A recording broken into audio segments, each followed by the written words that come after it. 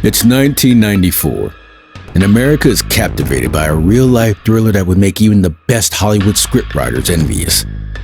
A beloved former football star and actor, O.J. Simpson, stands accused of the brutal double murder of his ex-wife and her friend. The evidence is damning, the stakes are high, and the trial is a media circus. But what really happened on that fateful night of June 12, 1994? Who was the villainous killer?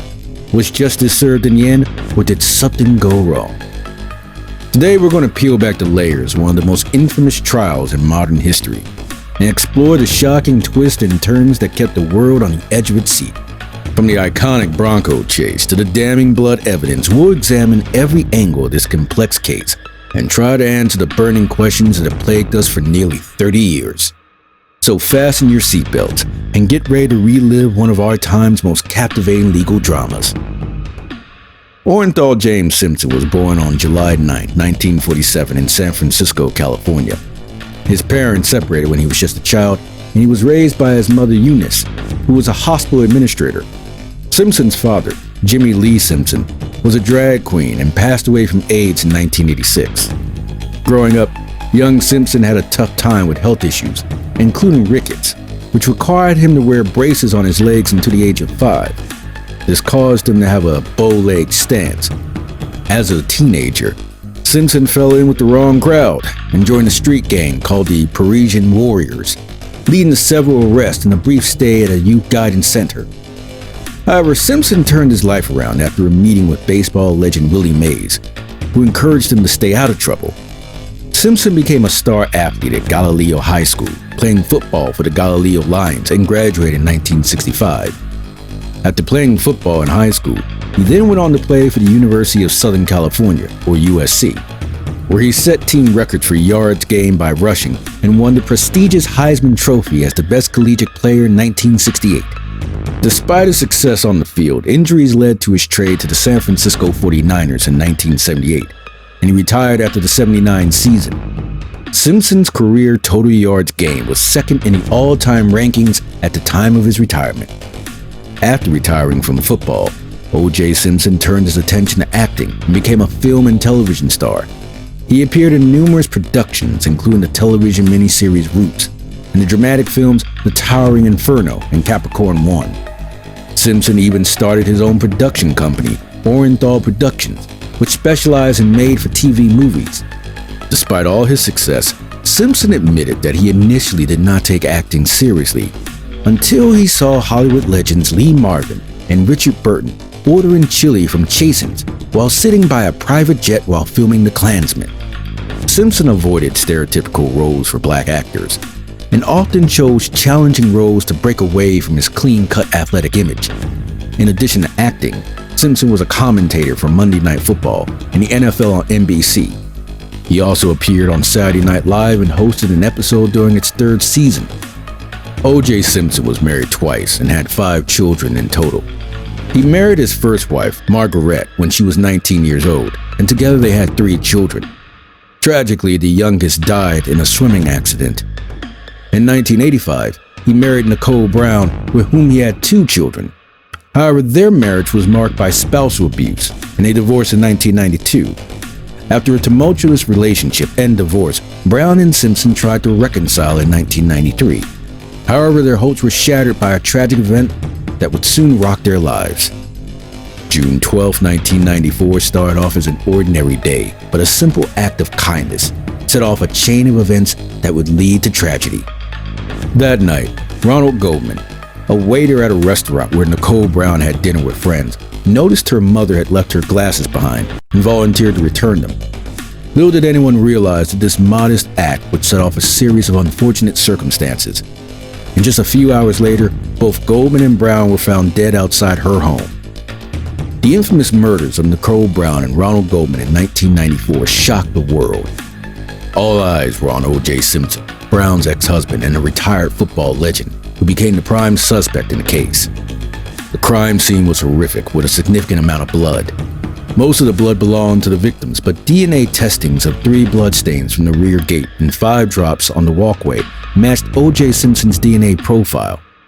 The evidence pointed towards him as a suspect, adding a layer of complexity to the already tragic case. In the aftermath of the murders, the police obtained a search warrant and scoured O.J. Simpson's mansion for evidence. They discovered more blood traces, including in his Bronco. Simpson was later handcuffed and taken to police stations for questioning, but was released after 4 hours.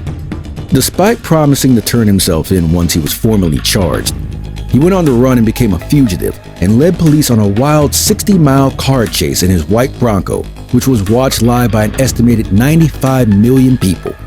He also pointed a gun towards his head while driving. By 8 o'clock in the evening, the Bronco arrived at Simpson's house, where he eventually got out. Finally, he gave himself up and was taken into custody, imprisoned without bail. The LAPD discovered Simpson's passport, cosmetic adhesive, a fake mustache and beard, and a revolver in the car. The trial of O.J. Simpson began on January 24, 1995, at the Superior Court of California in Los Angeles. The evidence in the O.J. Simpson trial was complex and chilling. The right-hand glove found at the crime scene produced DNA profiles consistent with O.J. Simpson's, indicating that he had been there during the time of the murders. The glove was drenched in blood, most of which belonged to the victims. While 3 samples had a mixed DNA profile, only a single common element matched O.J. Simpson's DNA, limiting the weight given to the evidence. The matching glove was discovered behind O.J. Simpson's guest house, also soaked in blood with DNA belonging to both victims. Additionally, a pair of socks from O.J.'s property tested positive for Nicole Brown Simpson's DNA, with the profile produced from a blood stain near the ankle. This collection of evidence painted a troubling picture, adding to the mystery and complexity of the case. One of the most chilling pieces of evidence in the O.J. Simpson trial was the blood samples collected from his vehicle.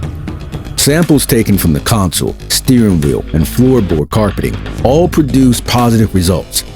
The console sample revealed a mixed DNA profile consistent with both that of Simpson's and Ronald Goldman, but a defense expert disputed the conclusion, citing a failing control.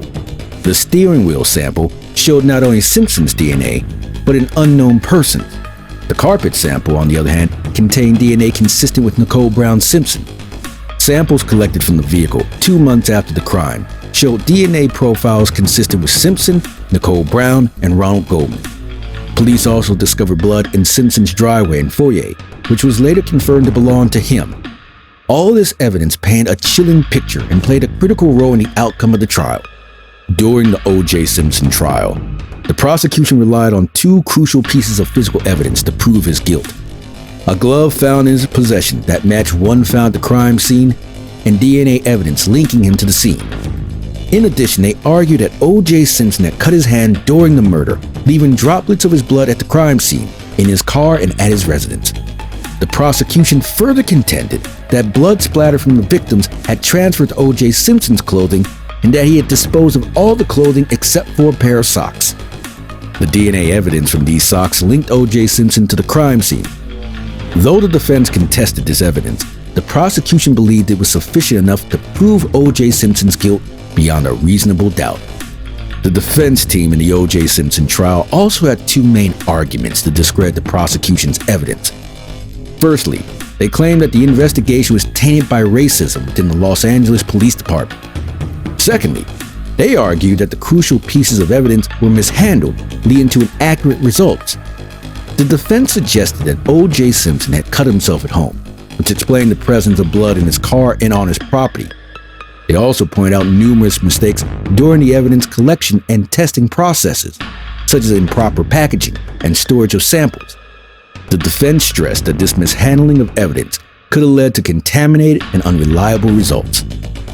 The O.J. Simpson trial was not just a legal battle, it was a cultural phenomenon that swept the nation. For over 8 months, the case was front-page news, with millions of people tuning in to watch proceedings on television. With 150 witnesses testifying, the trial became a pivotal moment in American legal history, and a potent symbol of the deep racial divisions that continue to plague society. Finally, on October 3, 1995, the verdict was announced. Simpson was found not guilty of the murders of Nicole Brown Simpson and Ronald Goldman.